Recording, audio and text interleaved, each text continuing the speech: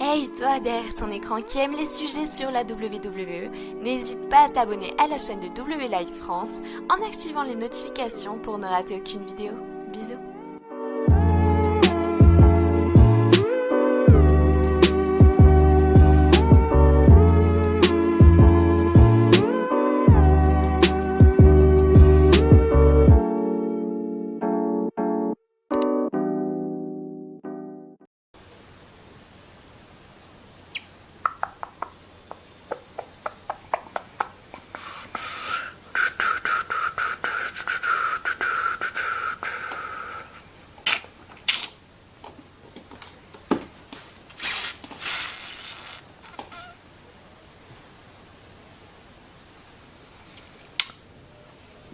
Pour ceux qui me demandent ce que je fais, je suis en train de regarder sur mon bloc-notes et surtout le résumé du show, parce que j'ai toujours un appui, évidemment, parce que j'ai terminé le show, mais je sais pas du tout de quoi je peux vous parler. En fait, du show de ce soir, tu vois, de quoi est-ce que je peux vous parler, qu'est-ce que je peux vous résumer, en fait, et sur quoi je peux vous donner mon avis, très clairement. Et j'ai peur de le dire, mais vous me connaissez sans doute. Maintenant, pour ceux qui me suivent depuis pas mal de temps maintenant, vous me connaissez sans doute. Je pense que je vais faire une pause de review pendant à peu près, je pense 2 petites semaines. Et je reviendrai parce que ça m'arrive souvent. Il y a souvent des cycles où à un moment je décide de m'arrêter et faire une pause de review pendant 2 petites semaines. Alors je fais juste des pauses de review. Toutes les autres vidéos elles vont continuer bien évidemment. Et vous inquiétez pas qu'après les reviews je vais les re-attaquer. Ça c'est sûr, ne vous inquiétez pas. Mais j'ai toujours fait comme ça. J'ai toujours marché comme ça depuis que j'ai la chaîne YouTube. Ça date pas d'aujourd'hui, c'est pas la première fois que je le fais. Mais depuis que j'ai la chaîne YouTube, à un moment, tu vois, ça sature très clairement. Et il y a des moments où je me dis, putain de merde, les choses sont tellement mauvais. Qu'est-ce que je peux dire, en fait? Qu'est-ce que je peux dire réellement? La semaine dernière, c'était pareil. J'étais obligé de combler la review de SmackDown par justement, les renvois de la WWE à cause du Covid-19. À cause des moyens financiers de la WWE. À cause du fameux coronavirus, tu vois. Et là j'arrive à un moment où tu vois ça sature et j'ai plus envie d'en parler des shows. Et généralement je fais une pause de 2 semaines et je reviens tranquillement, tu vois. Donc peut-être que mardi il y aura l'arrivée d'Euro, je ne sais pas, je verrai si le show est bon, si j'ai des choses à dire ou quoi. Je sais pas, mais les shows Performance Center, je commence ça y est. Je commence très clair. J'ai survécu, À un moment, j'ai survécu. Tous les autres youtubeurs ont arrêté. Je veux dire, tous les autres youtubeurs catch ont arrêté. Je veux dire, on est combien à faire, à la base, à faire des reviews, on est nombreux, non, mais on est, je sais pas, je connais pas toutes les chaînes YouTube catch en France, bien évidemment, mais de celles que je connais, d'habitude, on est 5-6. Tu vois, et on reste, on est plus que 3. Tu vois, c'est-à-dire que la moitié des gens ont arrêté. Et encore 3-2, ça dépend. Tu vois ce que je veux dire? Parce que le show quoi, c'est waouh. Vraiment n'hésitez pas à me donner votre avis en commentaire de toute manière, mais j'ai plus envie d'en parler parce que au début c'était bien, au début c'était pas bien, mais au début c'était supportable, tu vois, mais là je commence réellement à saturer et envie de me cogner la tête dans mon bureau. J'ai ouvert une chaîne YouTube, une chaîne secondaire, il y a quelques jours, maintenant, et honnêtement, j'ai jamais pris autant de kiff à faire des vidéos dessus. Si vous voulez le nom de ma chaîne, contactez-moi sur les réseaux sociaux, je vous demande votre nom sur YouTube pour voir si vous êtes un abonné fidèle, car je ne le donne pas à tout le monde, je le donne aux abonnés fidèles, bien évidemment. Et justement, je vous donnerai le lien, et vous verrez que je fais des bonnes vidéos, etc. dessus, et je prends un putain de plaisir à faire des vidéos comme ça, très clairement. Et là, faire des reviews, mais je prends plus de plaisir. Parce que réellement, les choses sont nulles. Les choses sont nazes. Vraiment. Mais ne vous inquiétez, mais j'arrêterai jamais les vidéos. W Live France, il y aura toujours des vidéos news, des vidéos sur d'autres sujets. Il y aura toujours. Mais là, les reviews, je commence réellement à saturer. Parce que les shows sont mauvais. Les shows sont mauvais. Il n'y a pas de public, il n'y a pas d'ambiance. C'est zéro. Déjà que c'était zéro quand il y avait du public. Alors sans public, je vous dis pas le bordel, tu vois. La seule chose que je peux vous parler ce soir, à la limite, c'est les premières tensions qu'il y a entre Sasha Banks et Bayley. C'est tout ce que je peux vous dire. Et la célébration des 25 ans de Triple H. Qu'est-ce qui se passe? Pourquoi est-ce que Vince McMahon est arrivé et a dit à la fin, en gros, à Triple H que c'était horrible ce soir, que sa performance était horrible, mauvaise et honte à lui.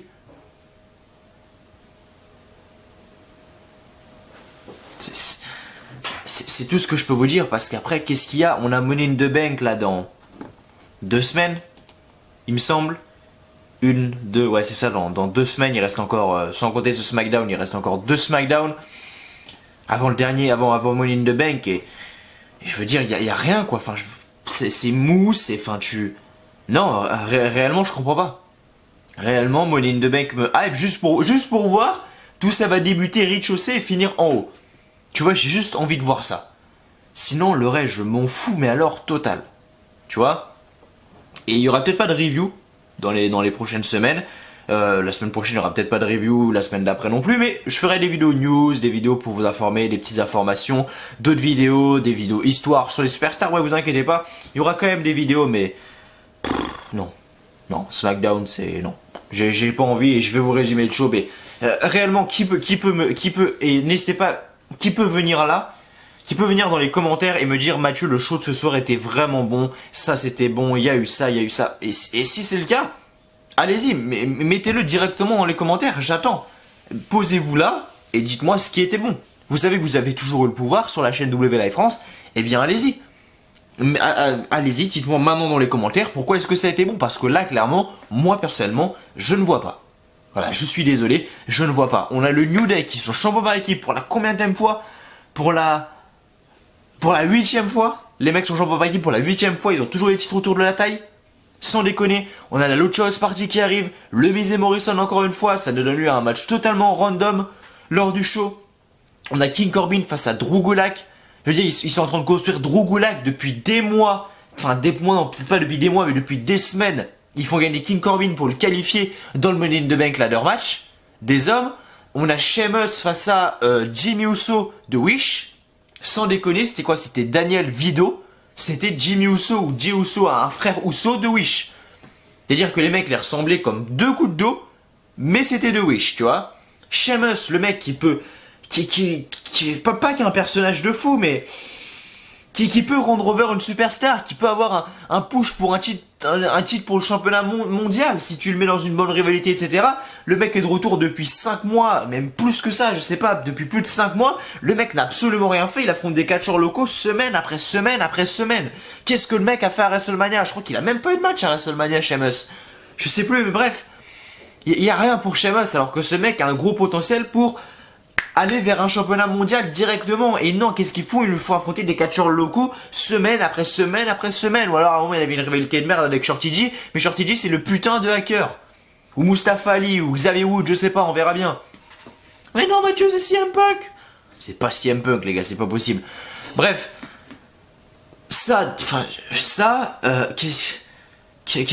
oui, Sasha Banks, Lacey Evans, ok ce soir c'était cool.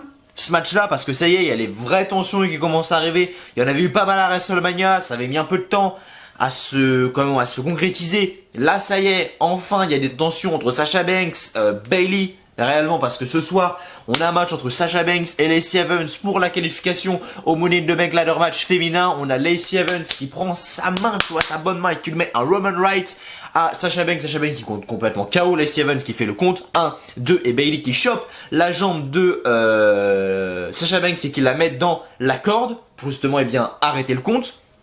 Et puis l'arbitre est justement en train de dire à Bayley descends et arrête de déconner, tu vois.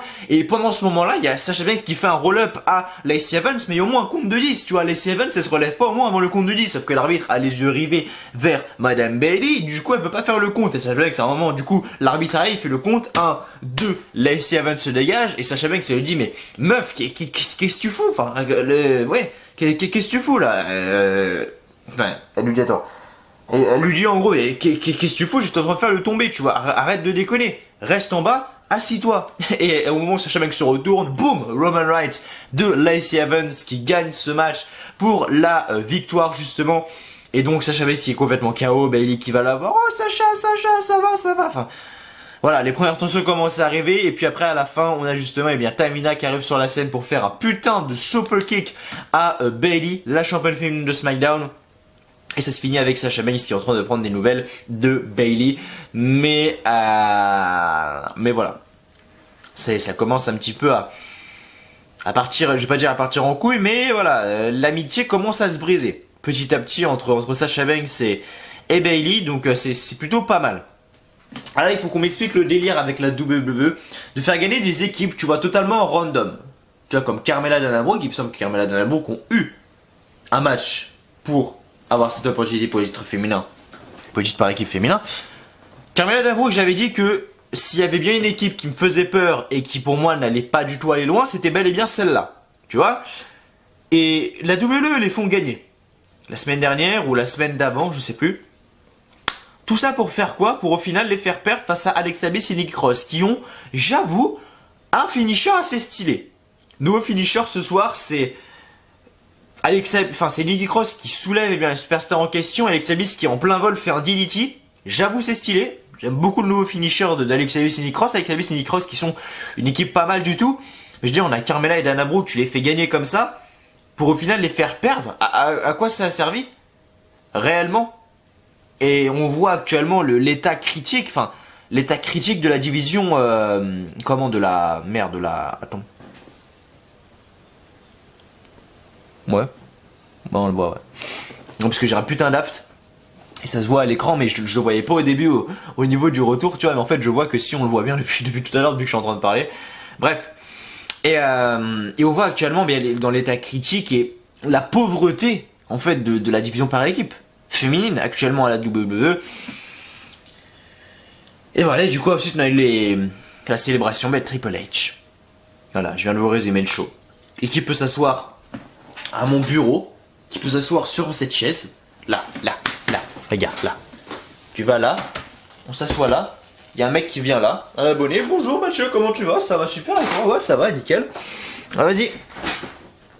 Vas-y mon pote, fais. Ok. Et qui peut s'asseoir là et me dire le show était bon? Je vois pas. Je vois réellement pas. On me dit Mathieu, c'est bizarre que tu regardes pas encore la AEW, etc. C'est vrai. C'est vrai. It's really.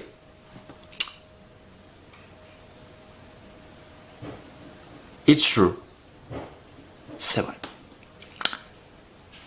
Je pense m'y tourner. Je sais pas quand. Mais je pense bientôt y aller. Parce que WWE, honnêtement, ça fait chier à un moment donné. J'avais regardé les premiers shows du côté de la AEW. Tu vois. Et c'était pas mal du tout. Vraiment, la qualité in-ring était super, etc., etc.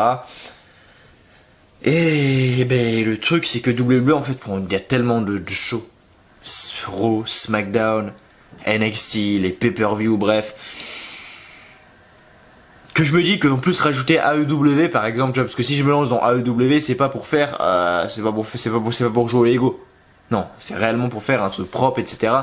WWE et AEW, tu vois ce que je veux dire? À voir, réellement je sais pas, je verrai, mais en tout cas la WWE actuellement m'exaspère et ça y est. Les shows Performance Center c'était bien, un petit peu, mais là ça commence réellement à être saoulant. Bref, je vais pas perdre plus de temps que ça les amis, de toute manière il n'y a pas réellement 30 000 choses à dire, j'espère en tout cas que ça vous fait plaisir d'être là. On est actuellement le 25, le confinement, enfin la fin du confinement se rapproche, j'espère que que vous vivez votre confinement encore assez bien, on va dire, j'espère que c'est pas trop dur pour vous les amis. En tout cas merci à vous de me rejoindre sur cette review de SmackDown. Je vais pas vous demander de liker ou de vous abonner ou quoi, parce que réellement, c'est pas que j'en ai rien à foutre, mais faites ce que vous voulez, vraiment. Et faites ce que vous voulez en fait. Si vous voulez le faire, faites-le. Si vous voulez pas le faire, ne le faites pas. Vraiment, faites comme vous voulez. Je vous force pas pour le soutien ou quoi, parce que même moi, j'en ai rien à foutre. J'en ai plus rien à foutre des shows. Vraiment. Donc, on va partir tout de suite pour les résultats de SmackDown. Je crois que ça va être l'une des reviews les plus courtes que j'ai jamais faites.